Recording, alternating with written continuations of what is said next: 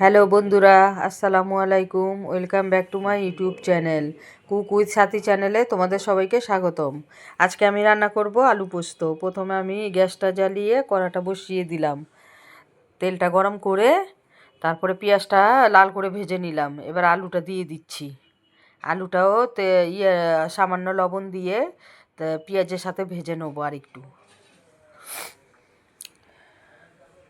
এবার 1 চামচ আদা রসুন বাটা দিয়ে দেবো, আবারও ভেজে নেব। এবার সামান্য হলুদ গুঁড়ো আর পোস্ত বাটাটা, আর ওই পোস্তর মধ্যে আমি 2টো শুকনো লঙ্কা দিয়ে দিয়েছিলাম, তাই জন্য আমি আর গুঁড়ো লঙ্কাটা দেবো না, তাহলে ঝাল হয়ে যাবে। আর সামান্য লাল লঙ্কা দিয়ে দেবো, আর 1/2 চামচ জিরের গুঁড়ো, 1/2 চামচ ধনে গুঁড়ো দিয়ে এবার ভালো মতো কষিয়ে নেব। দেখো কষানো হয়ে গেছে। এবার পরিমাণ মতো পানি দিয়ে দিলাম। দেখো আমার মাশাআল্লাহ পোস্তর কালারটা কত সুন্দর এসছে।